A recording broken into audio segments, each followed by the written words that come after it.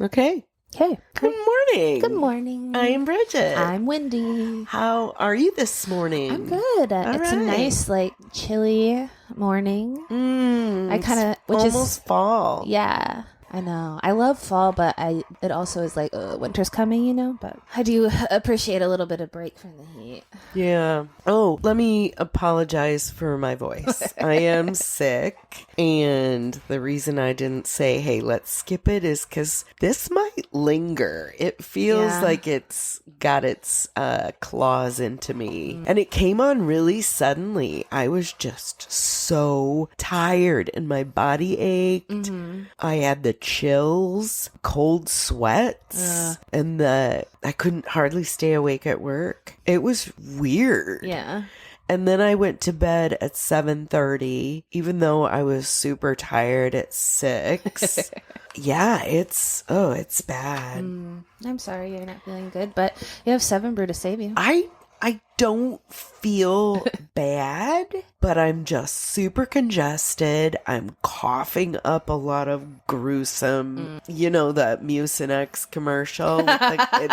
They're talking to me. It's off. I mean, I'm not nauseated anymore. That's good. But yeah, sorry about my voice. How's your coffee? It's good. We went back to an old favorite cinnamon roll from 7 Brew. It's yummy as always. Does it taste any different? It does taste a little bit more cinnamony. Did you get extra syrup? No? Yes, but not twice as much. They do a thing where they put half extra. Yeah, It took a minute for me to decide. And I got the pixie stick again because I love it. And B, because I need that hydration. And the salivation station has commenced. Or so I hope. Yeah, very cool. I also got a large. And it was free. Yay! Because they have great rewards there. They do. It seems like I almost always have one sitting on my account when I go there. Like, you want to use it? Yeah. Okay. It's like, would you like to use your free drink today? And then they let you use it on the more expensive one. Or the bigger. I mean, mine is bigger. I don't know if they're the same whatever, but I was tickled at that. Yeah. Anything else going on with you? Yeah, I got a new tattoo. Okay. I thought it was a temporary. No, it's got just because it's got the plastic on. I don't know. I glanced at it. New kind of newish to me. It's like a sticky bandage, and it's supposed to help it heal faster in the first few days, and it doesn't hurt. It's a bumblebee, at all, which is awesome right now. I'm sure when I take this off. It's a bumblebee, right? Mm-hmm. What if I had guessed the wrong? You're like, but I had to lean in because the plastic kind of. It looks a little weird because it's bleeding out under the bandage right now. But a group of women from my family, we all went and got tattoos together on Friday. What'd everybody else get? My mom got a heart, like a puppy feet heart. It was like a heart that looks like a puppy foot. Cute. And my aunt got a dragonfly. And my dragonfly. cousin got a sunflower. So we all kind of had animal nature themes. How did everybody take it? Good, yeah. Yeah, because it was my aunt and my mom's first tattoo, and they're in their 60s. So it was fun. I imagine you guys chatted all throughout. We just hung out the day and got tattooed. And shout out to Connor at Iron Heart. It's kind of like a Not spa Iron Heart. day. Sorry, Iron Rose in the East Village. And the reason we went there is because it turns out he is like a distant cousin of mine. Nice. And his mom, who I've never met but is also a parish, had added me and all my family on Facebook a while ago, and we figured out like what the connection was, because there's not a whole lot of parishes that spell it the way I do, or that our family does. And so yeah, he's like, I don't know, 3rd or 4th cousin or something. That's awesome. But they grew up in the same area, and one of the things that happened was, not only is he like related to me on the parish side, my grandmother on the parish side worked for his grandfather on his dad's side at this insurance company. Okay. And when we were getting tattooed, my aunt noticed that he had a calendar of that insurance company that her mom worked at for like 30 years. And she's like, what the heck? And it was a nudie magazine. A nudie calendar. It was the best day ever, honestly. For an insurance insurance company. Yeah. So I guess like, you know, it was from 1968. So different time. And it's like a drawing, like an illustration of a pinup. And it's like classy. But yeah, he must have been handing them out, you know, privately to his associates or whatever. Wow. Yeah. We've come a long way now with Flo. Uh-huh. She is kind of pin-uppy though, with her hair. Yeah. Yeah, Sure. she's got to bump it. Mm-hmm. Flo. Flo. She does wear Chucks though, so give her that. Oh my gosh. That is so cool. How long were you there? All day, pretty much. We were there from like 11 to I think we got done somewhere after 6. Did you get like food? Yeah, like Oh, what'd you get?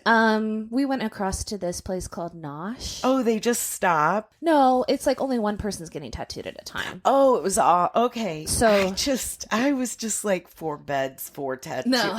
Like it's that, you know, that show where they Like the tattoo- competition? Yeah, Yeah, we it's were like talking you're all about doing that. it at once. Yeah. No, we each got tattooed by Connor in succession.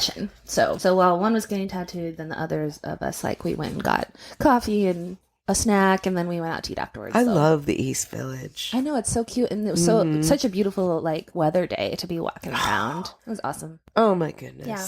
That's cool. Good times. So now we have a permanent memory of it too, which is cool. I love that. Yeah. So, our movies Yes. were chosen because as I was looking up fun facts and trivia for our Maryland week, a lot of old movies came up on certain lists of, you know, the best movies of blah, blah, blah. And I saw this editorial or review or whatever that said Casablanca and Barbed Wire are basically the same movie. Yeah, literally, Barbed Wire is a remake. Yeah. Yeah. Except with boobs Yeah. and boobs and leather Yeah.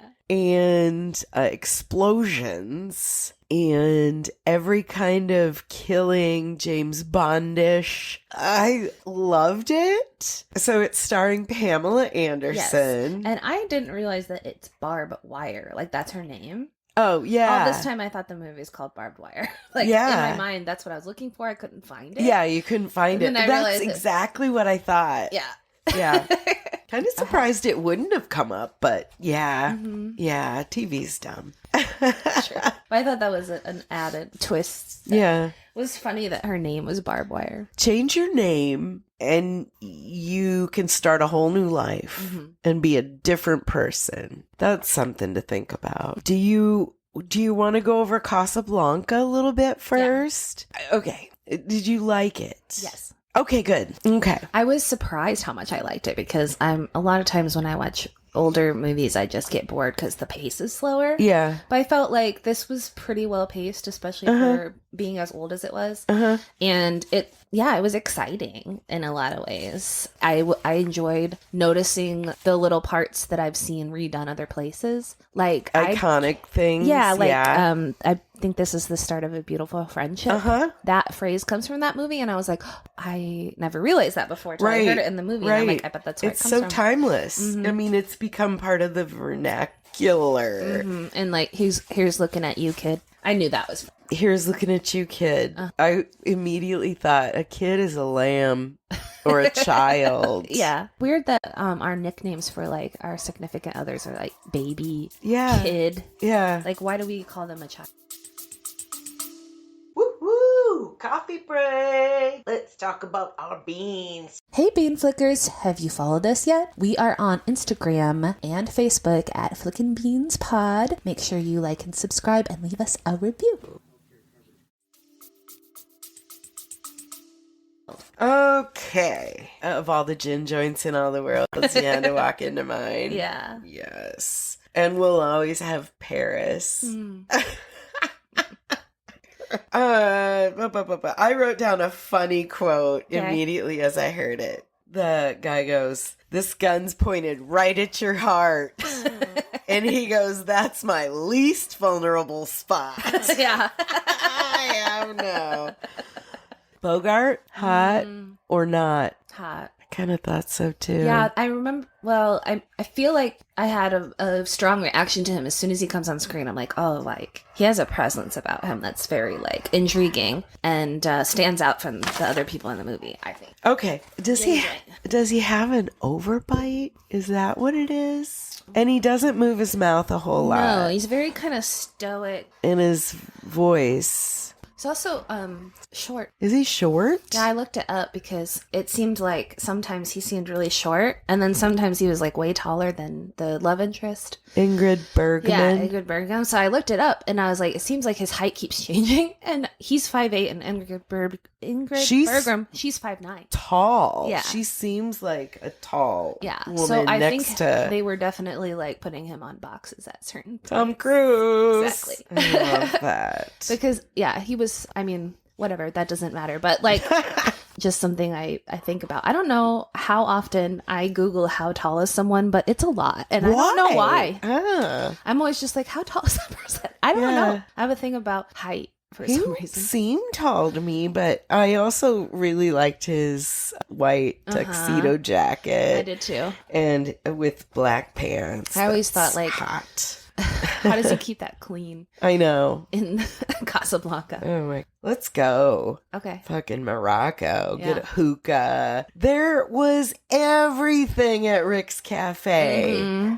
Gambling, drinking, singing. Are we going to have to kick you out? Okay. Yeah, there was everything. Mm-hmm. Gambling. Was the gambling kind of off to the secret, like a gin joint, a speakeasy or something, or it kind of seemed like that. Secret casino. Was it illegal or something? No, it was probably like because they only let certain people in. It was at Rick's discretion. Right. And he would like come by and say, do this, do that. And they would win and then be like, get out of here. Yeah. Just like for that one kid. Yeah. Like the Don, the Godfather, she came to him pleading. So Casablanca is a purgatory, if you will, where everybody they're refugees from World War II, and they're trying to get out of Morocco to Lisbon, which then they can sail to America and be free. And Rick's Cafe is this sort of hub, although he technically doesn't do any of that. He allows it to happen and he just looks a blind eye. And he doesn't really interact with anyone in his cafe. He just kind of chills in back. Yeah, there's like a rule that they keep bringing up that he doesn't drink with customers. No, yeah. It's like, because people like ask him to sit down. He's like, is it a rule or just he just doesn't want to? Because he doesn't want to form bonds with people. Okay, here's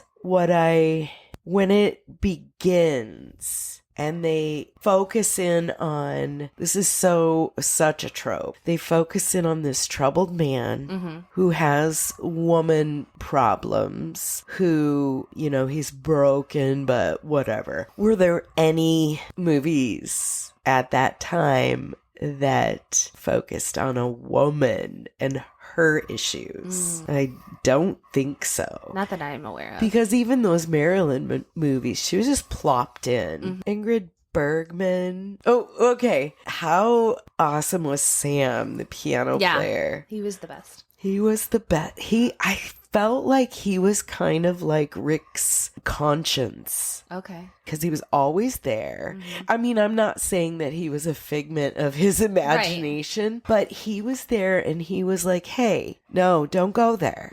That's you're just going to get hurt. Yeah. He's kind of the only one that Rick has any kind of like friendship with. Right. And he's known him since forever. Paris. Since Paris. Yeah. And Sam was there when, she didn't show up on the train platform. And that was it. He was broken from then on. What is her name? Ilsa. Okay, yeah, okay. Let it go. Ilsa. I don't even know that song. I've never seen Frozen, and people can't believe it, like, that I haven't even heard it on the radio. Anyway, when Ilsa ask Sam. Yeah, so Joel just came in and showed us this picture of Humpty Dumpty. Humpty Dumpty broke his egg. I don't know. Anyway, why is he an egg? I don't know. It's something about like a war. Yeah. Why is he an egg? Well, he's not in the poem, but he's often depicted as an egg in books. Maybe it's representing the fragility of their world. Sure. Hi. Anyway, way to derail it, Wendy. Anyway, Humphrey, which I think is such a weird name anyway. Bogart. That doesn't sound like a real name. Humphrey. I wonder if it is his real name. Humphrey McGee. McGee. Yeah.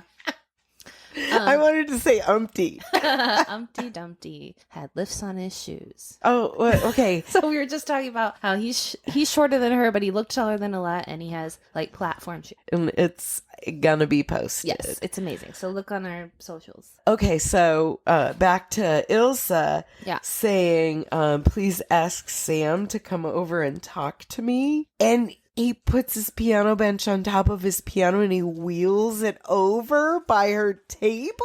Yeah. He just wheels this shit around the cafe. Yeah, it's awesome. And he takes his bench off and he sits down. Oh my gosh. Do you remember when we played the state fair and there was that guy that was on that like motorized piano and we couldn't figure out how he was driving it? Yeah. And we think that he may have had somebody walking behind him controlling it. No, it was the pedals. Whoa, okay. I think. Yeah, he controlled it. Yeah, that was wild. And Sam needed that. That technology didn't exist yet. Yeah. I'm just like, God. Well, it depends on, how much glide those wheels had and, the flooring. It could have been dirt for all. No. Those Moroccans. Probably cement. Do you know that Play It Again, Sam was never uttered in the movie? Oh. That's one of the most quoted, yeah. As what she says is, play it, Sam. Play as time goes by. Yeah. Isn't that funny how that, like, little quotes from stuff will get twisted a little? And you're like, wait, they didn't exactly say it like that. No. But we all remember it. Yeah. Collectively. I don't know. Would people be saying, play it, Sam? No. It's interesting, all right. The soft lighting always on the woman and the watering eyes. Mm-hmm. Liquid-filled eyes is what I wrote. Yeah, there was a lot of watery eyes. Mm-hmm. Do you think they were like dropping liquid I think in there? so. I mean, I think people can cry on cue. I mean, they must have to practice it. I used to be able to. Yeah. But I haven't tried in a long time. But can you fill your eyes with tears like that before they drip down? No. I'm sure it was drops. Yeah. They could have even been like thick drops. Gross. Yeah, I mean, who knows what they did back then? Sparkly. They didn't have fucking Bausch and Lomb saline. Oh, but for contacts and like, would they have thought, let me put this in your eye? Probably. I mean, I guess they had eye doctors. Yeah. Listen to me. It's not the Stone Age. I don't think salt water was something that didn't exist. But I see what you're like. It would almost work better, like from a film perspective, especially because their films didn't have as much detail. If they were putting something that was like clear and shiny and thick in their eye, would make sense. Oh yeah. I'm trying to think like corn syrup or something. Maybe? Ew! I don't think that would be very good for your eye. Oh, ow! I don't. But there's this person I know, and they have these honey eye drops. Okay. And I'm like, what the H? Apparently it's good for your eyes somehow. And I looked it up and it's not true. I don't know. I wonder if it feels good. I wonder if that helps with allergies that affect your eyes. Try it. Because honey's supposed to. It can't be worse than snail mucin. It can, but I don't know. Snail mucin sounds really gross, but it just feels like nice moisture. Why do they have to leave it behind then? Is it just a public service for other animals who have dry skin? No, I think they just are constantly producing it. Oh, girl, so am I. I'm not. That's why I have to Oof. Put it on my face. I succumbed to the temptation to buy the Lumi because we talked about working from home and a 3-day deodorant makes sense now. Mandarin, I could not stop smelling my own pits all day. I was like, this is so lovely. I don't know what flavors scents I got. I've been using the lavender. Yeah, I got a 3-pack. Yeah, me too, but I haven't got through the lavender yet, so I haven't tried the other It's going to scents. take me 4 years. Me too. Yeah. Actually, I don't know how. I mean, have you ever thought of keeping track of something, write a date on it, and see what you do? I think about it, but I don't do it. I think about it.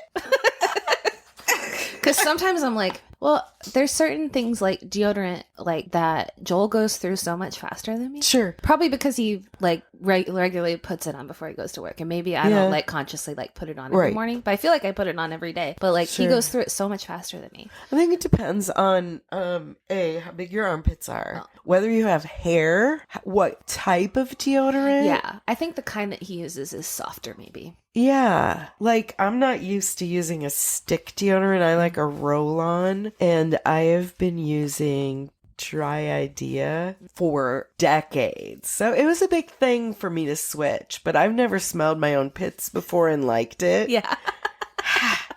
What a time to be alive.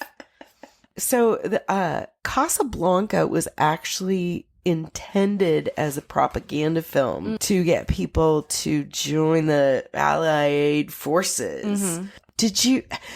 I felt bad that I couldn't really follow all the war stuff. Yeah. And like, then I was thinking, how awful that is. And I'm a terrible person, but it would resonate with people older than us who lived through that, or at least had direct relatives that lived through that. But for you and I, probably those movies about like the Vietnam War are a little closer in our life. We don't have that many movies about like, you know, well, we don't have movies about other countries' wars. Not well. There are. Yeah. You know, there's like Hotel Rwanda. Oh, sure. Or I mean, they exist, but yeah, most American films are gonna have American. Do we? I don't feel like we have many World War II films that are. Well, yeah, we do. Never mind. There's a lot of like Nazi kind of stuff. But living through that time would have been so terrifying to think that you would go to a concentration camp. Horrifying. It's a funny double storyline. This intense love story among it's a trope against the backdrop of a war. Right. Yeah. The movie is really more about the war. Yeah. And they just have this love story dropped in the middle of it. Yeah. Which is really more of like, is it even a love story? It is a love story, but it's not unrequited, but it's like having to tell a lie to protect someone that you love very much, even if it means that, you know, you both get hurt a little bit. I have never had to face that kind of a decision. Me neither. Had a war in my neighborhood or anything like that. Yeah. It's weird to think about because my dad actually fought in the Gulf War and was gone for like, I don't know, I think it was less than a year, but it was a long time. And your dad was in the Army. Okay. And but I still don't really know that much about that war. It's not like I went and learned a lot about it. I know what my experience was like, you know, having my dad being gone and all that, but I was young. Yeah. But I remember like him having to leave and me not really understanding that he wasn't coming back right away. Were you sad? Well, yeah, once I realized it. But I remember we like dropped him off and my brother was crying and I was like, it's okay, he's gonna come right back. And my mom's like, no, he's not, honey. He's gonna be gone for a while. And I was like, oh, I didn't really get it. Even, which is funny because like my brother was so young, but he probably was just like in general crying because he would have been like, young. Was your mom crying? Yeah. You're just like, be happy. Why are you sad? Okay. Exactly. So that's tough, but like it wasn't. There was never like situations like this where you feel like you have to like hide or we're not in the middle of it. You know, I didn't feel scared for my life. Yeah, just imagine. I think this movie would have been a real nail biter. For men, edge of your seat. For women, edge of your seat. It was a big deal. Yeah. Yeah, it holds up though. Yeah, it's beautiful to look at. Oh, and I couldn't believe how many extras they had, especially in the scene where they're on the city streets. And I do think Morocco would be cool. Yeah, I've heard it's cool. But slightly dangerous. Yeah, I mean, you got to keep your wits about you, but Yeah. I think like most places, even like ones that are a little sketch, as long as you're not like wandering around alone and you know. Do you want to go on to barbed wire? Okay. Here's looking at you, kid. Do not call me babe. Honestly, who throws a shoe? Oh my God. I wrote coming in hot. Yeah, just right away. Flash dance style, water dance. What a mess. It was, and word up around the world. I enjoyed that. Who doesn't love a word up? But would you do a water strippy to it? Oh my God. Maybe. I don't know. Plus she's in leather. What's the water. wet leather? Yeah, that's not good. It's not. But she wore her stripper clothes through the whole movie. Well, was she a stripper? Her boobs did come out 30 seconds in. Any listener who is keeping score. I caught 2 times that her nipple Yeah. showed. In the beginning, it had a little slip. Uh-huh. And then later when she's like putting on her robe and walking, she has like one boob out. Yeah. She's And got both great times- looking boobs. Both times I go, nipple. And Joel's like, damn it, I missed it. Damn it. Yeah, blink and you miss it. Yeah, she's got those stripper clothes on, but she's also like pretending to be a prostitute. Yeah, and she's really like a Dog the Bounty Hunter, but James Bond. Yeah.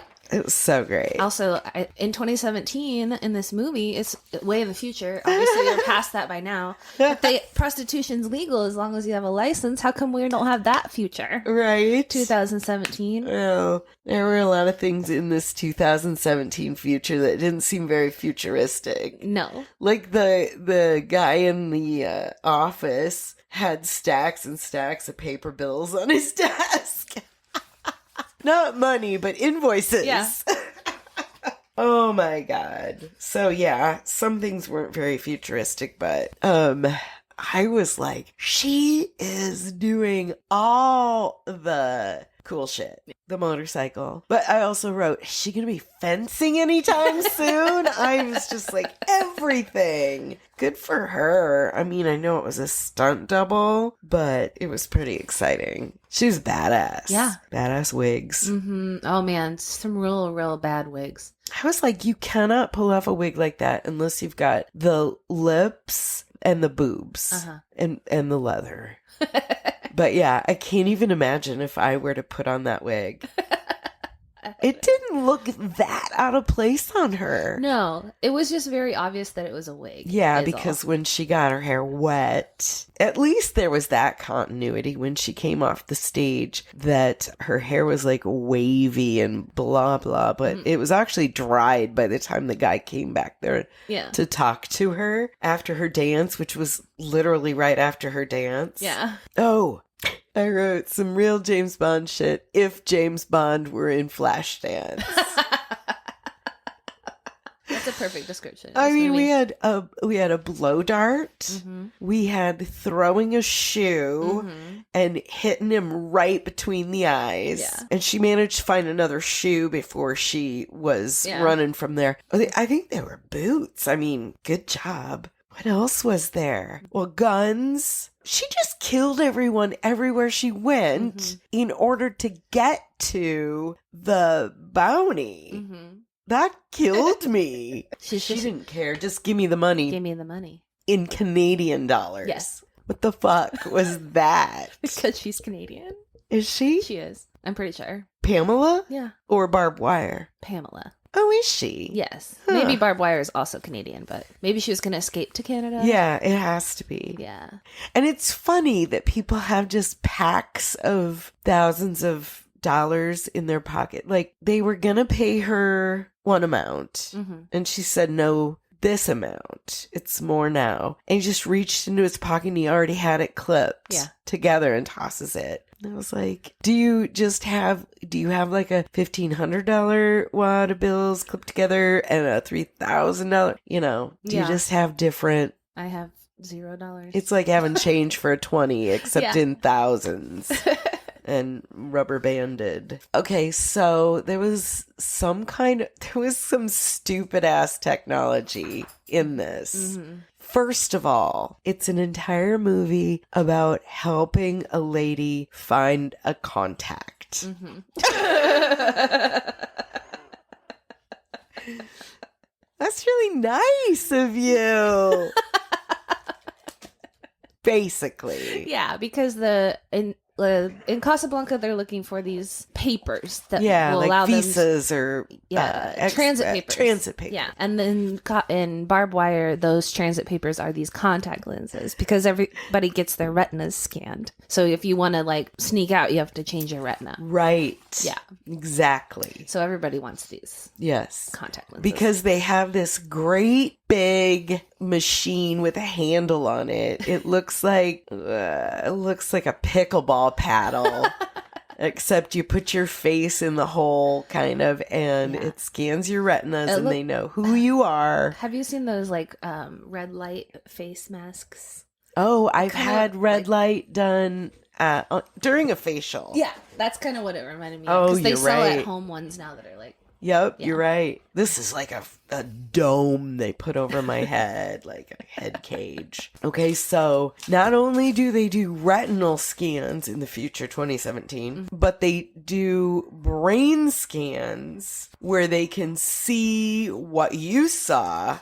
in your memory. Yeah. So that's how they steal information now. They seem to want to collect a lot of people to do this on. And with the first, and there's so many iterations of this thing taking it out of the brains. Because the first one you see, they zoom in on this moaning woman and you see that she's wearing like a metal bikini. Yeah, and they're shocking her. Yeah, and at first I was like, hey, is this a sex machine? Did you think the same? I did too. Because it sounded like she was enjoying herself, and then you realize she's being tortured. Yeah, is she being tortured by making her come over and over?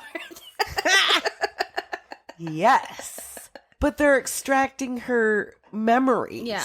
That's how spies worked in 2017. I mean, Will. Yeah. Well, and did you, when they were trying to get the memories from the woman, they had her in this metal robot bikini. Yeah. But when they were trying to get it from the dude, he was in a vat of liquid. Of ice. Yeah. And then I was like, why is that 4 feet longer than a person?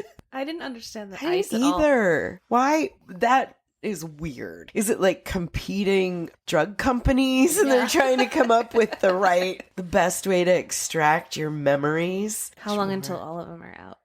I know, right? I love it. When another thing that struck me as so common but so unrealistic in lots of movies, especially when it's a movie like this where it's action and you've got different factions fighting against the regime in whatever. When they meet, what's that gal's name? Oh, it doesn't matter what her name is, but I was gonna say whenever people meet vigilante that they're gonna combine forces with, it's always this scene where it's like, hi, I'm so and so, and then they have this whole elevator speech ready to say, oh, here's why I'm into this, and here's where I came from, and this is the last 10 years of my life, and so that's what my thing is. It's like, I couldn't do that. That's practiced. Yeah. That's so dumb. That's like when we're in direct sales and they tell you to do that. Barf. I also love the very popular movie trope of when a villain is about to kill you and then they have to tell you their whole plan before they kill you instead of just killing you. It's like, I understand it's a storytelling technique, but at the same time, you're like, that would never happen. Yeah. They would just kill you. Right? Listen. They don't care if you know their My name is Inigo Montoya. You killed my father. Prepare to die. I loved Camille the Rottweiler. Mm-hmm. And when she's like, package check.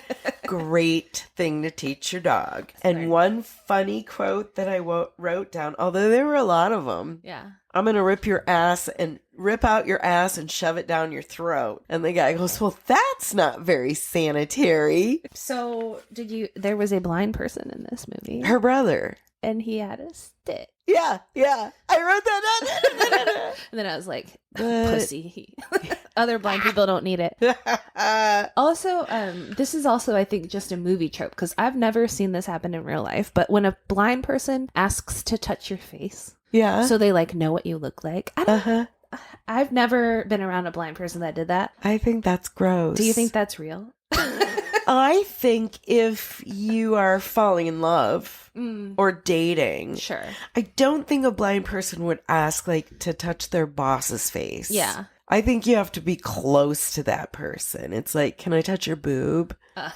Yeah. You know, may It I is fondle your nose? Intimate to be touching someone's face. Yes. Where I heard of a blind musician that's really famous, and I'm not sure which one it is because there's more than one, that he had this thing where he would shake a woman's hand and then he would touch or wrap his hand around her wrist. And that's how he knew, like, if she were thin or chubby, you know, and then later he'd touch her face. I assume. It killed me at the end of this movie. I was like, a prepaid debit card?